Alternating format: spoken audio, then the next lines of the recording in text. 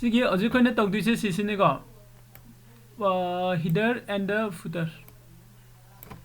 को header से कइनो footer से कइनो कोइ हाना खंगमिनसे header से कइनो है कांदा से इना पेज अमगी मथक समथिंग कइगुम खर इनिंगेबा को हाइरिबा इन इरिबा नत्रगा इन डिजाइन तौरिबा खर द आई हेड पेज खुदिंग मकते अप्लाई तौनिंगेबा अदो इ पेज खुदिंग की इबा म संगद्रा संगेको अदो पेज खुदिंग की इरुबा नतबा मफम अमा खतंग द इरगा वहेनबा याबा को अतोपा मन फुटर हाइग न सिगी पेज की सिगी मखा की पोर्शन से होइदिनि को सिगी मखा की पोर्शन से सिसिदा इना समथिंग कइगुम खरा हापसिल लगा हाइरिदो पेज खुदिंग मकते अप्लाई तौहनबा खुदिंग मुंगनि को सिस्टम जेंगा से इने से क्लिक तौ कान सिदा कइ थोरइयो फुटर डिफॉल्ट स्टाइल को सिदा प्लस द लाई को सिदा करी इनिंग बनो इरेसे को इदि से ट्रिपल सी कोर्स हाइरगे को अदुगा नजु से कांटेक्ट डिटेल लेता हाइरसिना just contact us for more detail हाइरबे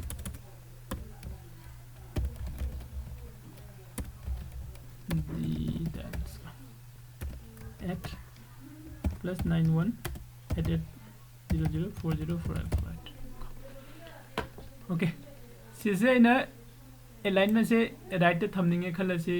अदम नंबी को अलाइनमेंट राइट फोन साइज से कितंग पिकन गे नत्रगा कलर इहनगे गा हाइरगा चुनंगे अपामबनी फोन साइज तो इना 10 पीरे खलसे बोल हेले खलो इटलिक्स हेले खलसे अदुगा जस्ट कोगी टेक्स्ट कलर का फोन की कलर दो फोन की कलर से खर ग्रीन द कितंग डार्क ओइबा अम ओथो से खलसे ओके यारे का अदु सि लोइरे मतुंग दे केदौनी मेनू दे संगो सेव नंबिरम नत्रगा न कंट्रोल एस नमसे ओके सिदा इन हाफ करेन ट्राइ इन हाफ से पेज नंबर 1 दन को पेज नंबर 2 दसु लामब्रा लामे को पेज नंबर 3 दसु लामे पेज नंबर 4 दसु लामे को सिसिने को कोन फुटर आइसे जस्ट इन याम सिंपल लोइना म खतंग डिजाइन तौबने नोइना हामनिंग मवंग द आईडी एनी आईगी लाकदोरिबो पेज तुगी मवंग द को ऑफिस के लेटर हेड कुम सेम बद कइदवे लेटर हेड उबो मिसु यारंगनी उदरिबो मिसु यारंगनी को लेटर हेड ऑफिस की एनी ऑफिस अमगी लेटर हेड सेम मतम द मागी फुटर गुम सेमी को लेटर हेड फॉर्मेट को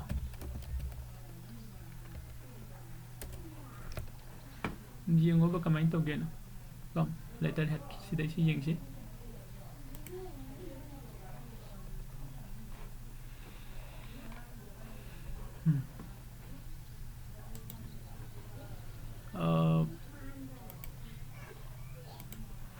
मैम ने येंगो हाइबनी को हाना मैम मी अखोय मैम सु खंगमनी सिदना खोगी हिडर लेरे सिदना फुटर लेरे मैया सिदे कोन इनिंग बे इदुनी हिडर ग फुटर ग सिदे मतम खदि मक द सेम ओइदुनी ना जा सिगी डिजाइन तौरप मतम द यामने इंपोर्टेंट होइना सिजना इका कनो से लेटर हेड कनो से हिडर फुटर हजो हजि पाउ दम ज्ञान तारिको मैम अदो ngасai दोइना सेम आइना सिदा हिडर हाफ के फुटर हाफ के से सना कोई हिडर हाफ जाय मथकता सिदा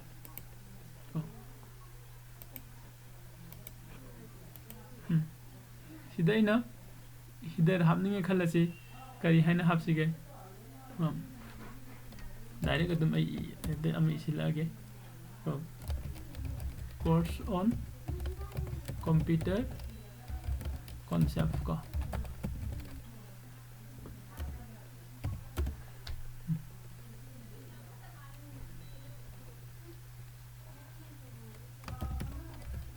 मॉर्निंग क्लास यारे का सेव तौसिले सिसो इना कोगी सोम द राइट साइड द इनिंगे खलसी जस्टिफाई तौगरे को सोइबगी राइट साइड से कंट्रोल आर नंबर सुई कंट्रोल एल नंबर सुई कंट्रोल ई नंबर गा नो थम सुई का सिबाव लेरे अदुई मतुंग द को कांटेक्ट डिटेल हारे contact details se koina se suppose email hai si first da to kro se for more kitang presenting way ko more details more details ta ina first the email hai re ko email ta ina beersandra.it@gmail.com hai ko next na mobile hai re +91 8800404848 ko anintra sana ina hapsile adu gai save toksile khalasi kitang khak nang na design text ki design tawninga su bold tawninga khalo natra ei sidadi deidi amu size se kitang chawman gare nga sagi tumain 11 do hen ge khalasi ko daga color se nang na pinning ba color red pi gare green pi gare white pi gare pinning ba color so pi re khalasi smai okay si loire matung sidai kai dawne ba control s ko natraga na save okay si tawro matam aigi page khuding makta header se loina yaw ni but si jaw isu ba eko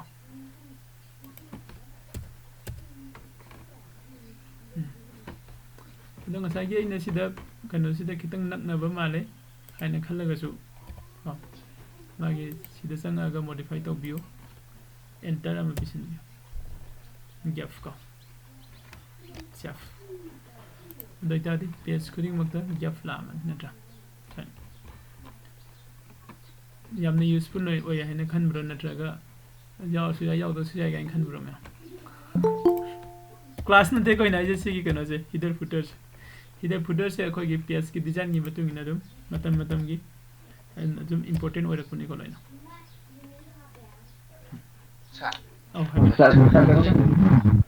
habiro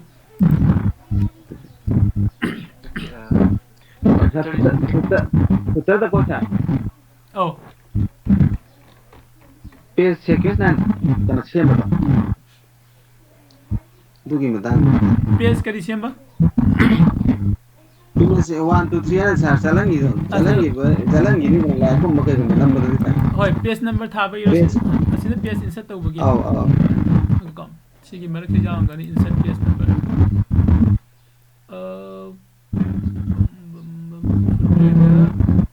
daga sigi footer gi property da sa ho jeng default lai re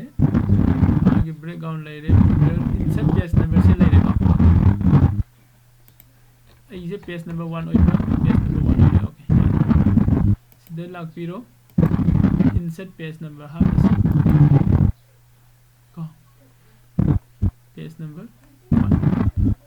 1 se kita maina bai enter ga bilang ge aduga sida se enter doina sida ma se aduga iba ya bar se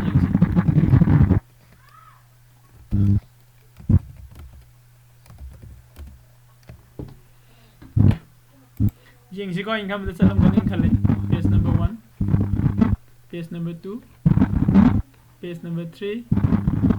page number 4 okay tare ko si haba matung dai ke dawne ba control s ka ya de ko save to bo se ka wi ba sunya ya de sida kono ma thambiu ba midterm da thambiu inaw ge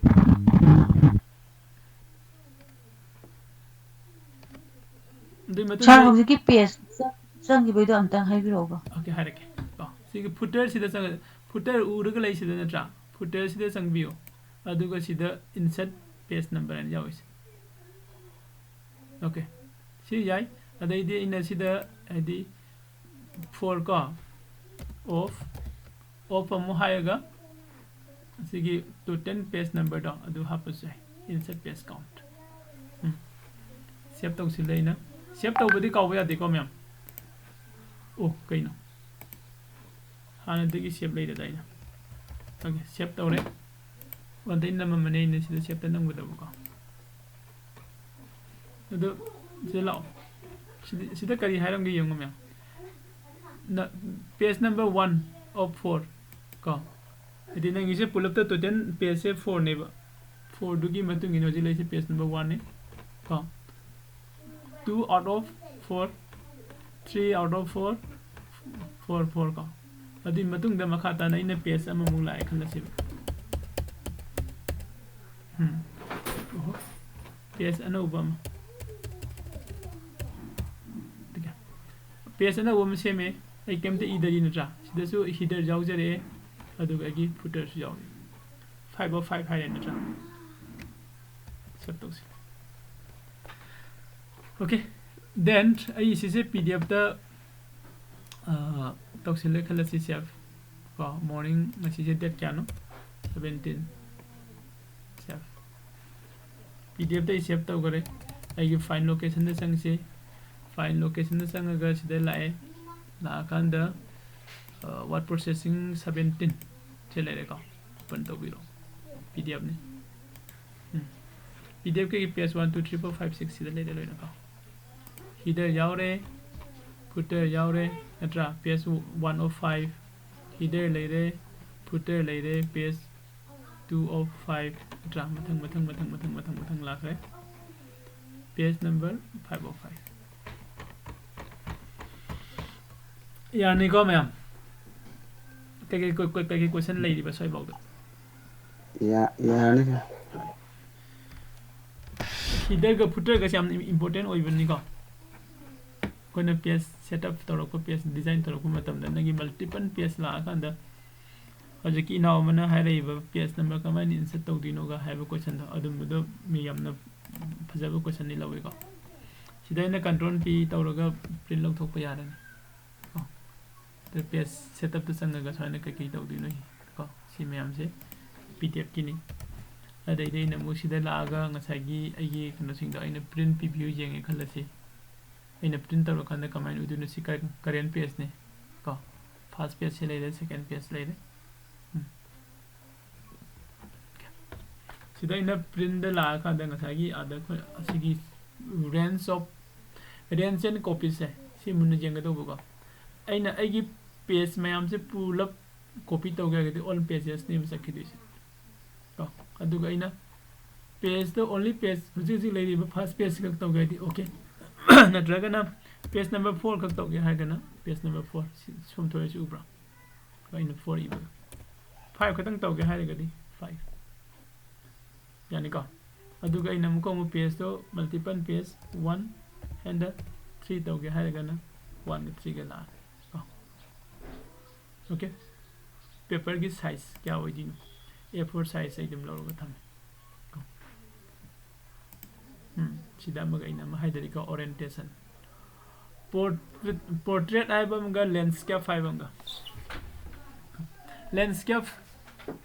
हजि सने coin लेरिबा कनो से करि तरे कोगी A4 size the मागी Laing सिगी लेरि हजि coin उरिबा कनो से सिसिना कनो नेबा पोर्ट्रेट सिनेबा अदु कइगुंबा सिनतबा सने फैनि इरेको याविदना कोई कनो से हम पाक न सोन इरेको अदुदुना कोइना सि सिलेक्ट तौबा जाय लैंडस्केप को अदु सिलेक्ट तौद्रगसु हजि एडवांस ओसिलेइसे ओरिएंटेशन से द ऑटोमेटिक थम कांदा कोई लाइव पेज की फॉर्मेट की मतुंग इन मसा मसा ना दम प्रिंट तौजर यारेको सिदा आइगी प्रिंटर कनेक्ट तौबो इदे इन ओके तौबो मतन प्रिंट तौगरे सोमदको साइट ता कंप्यूटर दा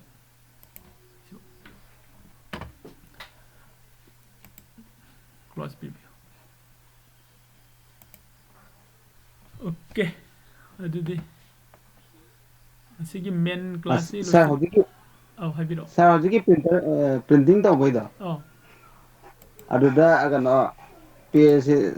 खुदम ने 10 मु लेन खलोने दो पेज मनिंग मांग तौगे सेलेक्ट अमम तौ लेगदरा सर दुदा मनिंग मांग तौबोदो प्रिंटर दसु मागी सेटअप जाउजबनी मसागी को नत्रगा सीसीदना आइना नंगी सॉफ्टवेयर सिदगी प्रिंट तौबोदा सेमगे हाइरगदी आई ngasai प्रिंट संगे फर्स्ट आई इवन पेज मखै नत्रगा ओड पेज मखै हानै कनो त प्रिंट तौरे खलसे अदुगा मु प्रिंट तौरबा चेसिंग द मु हापसिन बिरगा इवेंट मखै मुक तौबा साइन तौबा यानी नत्रगना प्रिंटर अफ अफब हजिक थोरे बियाम एडवांस ओइबा प्रिंटर सिंग दो मसाना सेटअप जाउजबने यदि पेज अमा से फर्स्ट यदि अइना पेज नंबर 1 प्रिंट तौहनबा हाइरिबा पेपर दो अमुक मु संगसिनगरगा पेज नंबर 2 सु मुक प्रिंट तौर थोरपा अदोइना ओटगा अदुम कंटिन्यू रोटेशन दे तौहनबा याब प्रिंटर सु लेबने को प्रिंटर दे डिपेंड तौरे इसम जमा प्रिंटर को सिदगी नंगना एप्लीकेशन सिदगी मेंटेन तौगे हारगना मैनेज तौगे हारगना वर्क इवेंट गदा सनबा यागन